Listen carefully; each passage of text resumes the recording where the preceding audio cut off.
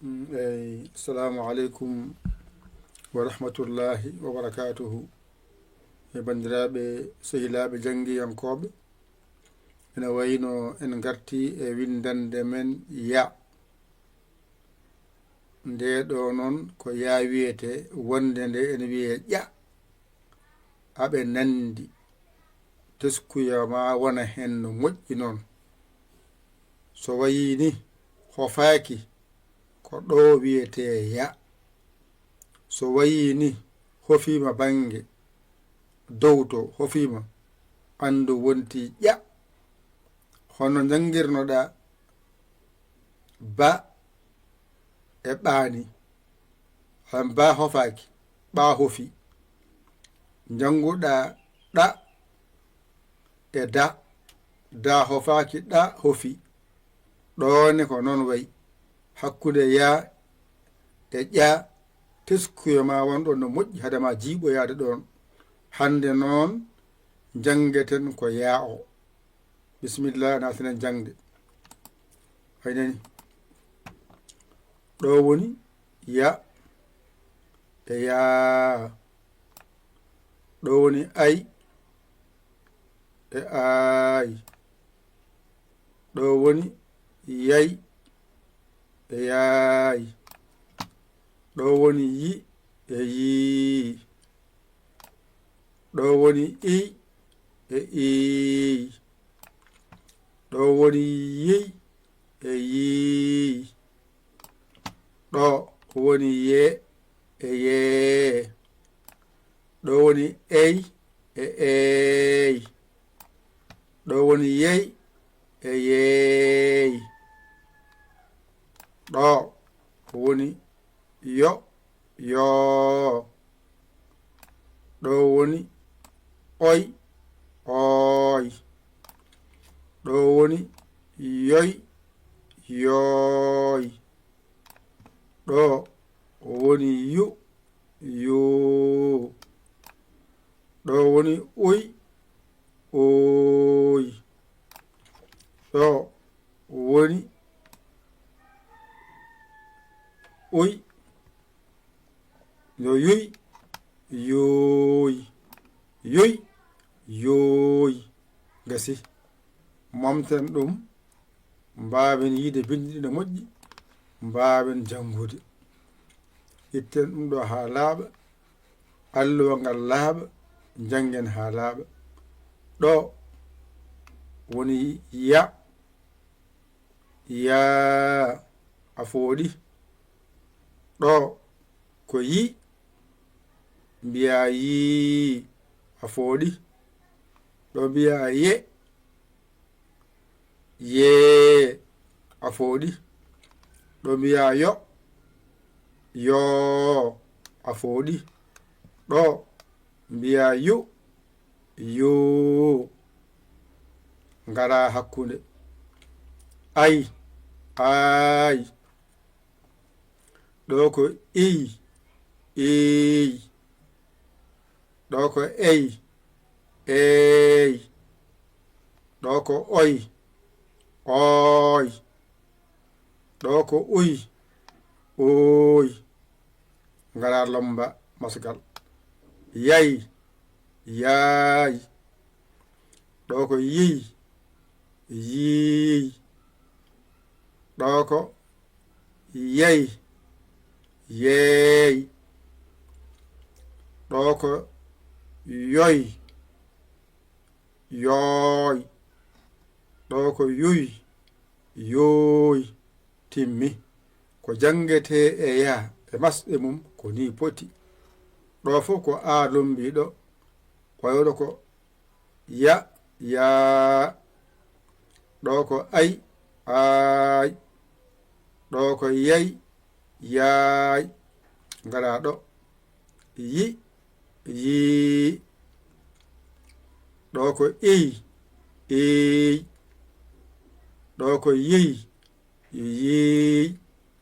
gasi ngara ɗo yey yeey. ɗo ko ye yee ye yee. ɗo ko ey ey, ɗo ko yey yeey, ngara ɗo yo yoo, oy ooy, ɗo ko yoy yooy yoy yooy, ɗo ko yu yoo yu yoo, ɗo oy ooy oy ooy oy ooy, ɗo ko yuy yooy yuy yooy. Jangen ɓaaren ya yaa yi yii ye yee yo yoo yu yoo, ɗo masɗe keedi ko yeeso. Ngara mencita ay aay ey eey ey eey oy ooy oy ooy, ɗo timmi.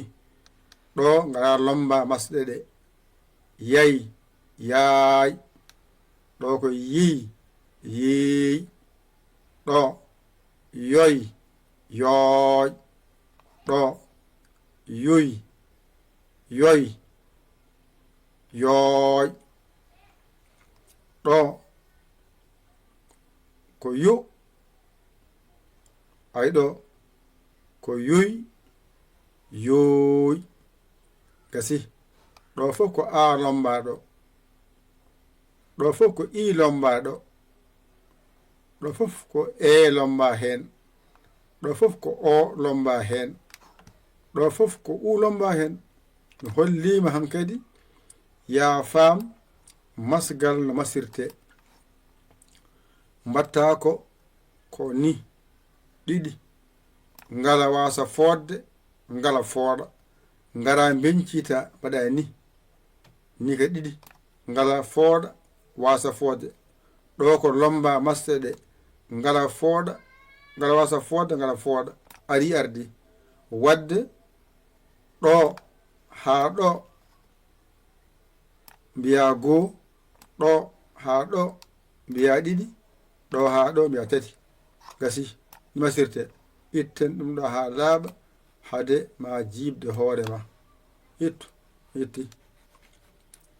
itti halat ayi nan ɗon nayde allo man nan ɗon ƴette kuɗi mon e karneji mon mbañitoɗon jangon ɗigga windande ekko hijjo pular wattore nogas e goo janguɗon ko harfeere ya ne masirte ko ndani.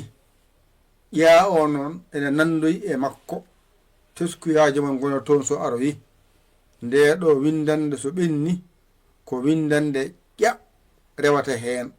ƴa noon e ya ene nandi an jangowo teskuyama wona hen haɗa arde haɗama fayodirde ya o e ƴa o. hande noon ko ya janguɗa paama ɗum no moƴƴi. ƴette kuɗi mon e carnet mon mbañirɗon jangon ɗigga on koola koye mon ƴewaton ko bawɗo ɗakkoɗon sara makko o hollo on o wallo ha jiyon lawol. on jaman walla on nodde 00221 77 906 14 81 mbaɗa yaya mbaɗa li jiya WhatsApp o ngara caggal saggal ma saggani moƴƴi. walla an keso jiɗɗo nadde jangde ngara karanɗa serɗi joɓa janga ngara joɓa janga. so jaranima yobde jangude jaɓa janga kanama joɓatako. so jaranima janga a yiɗa gacca. kadi onon kadi wonɓe YouTube ne mbaɗe hen balle mon e duusa moɗon. on wonɓe Facebook mbaɗe hen balle mon e duusa moɗon. kala mbawɗa wonde aɗa janga hen funnangue hirnangue rew worgo mbaɗe hen balle mon jingonon jangde nde ballonde ko on nafata wona minen. oɗon janga hen oɗon mbawa hen wadde balle hen duuse hen. rokko nende ko haalte ko e famde ɗum e waɗire saabi Allah. ko musidɗo mon guiɗo mon saabu Allah Yaya Ly ko Sénégal. alhamdulillahi rabbil alamina on jarama salam.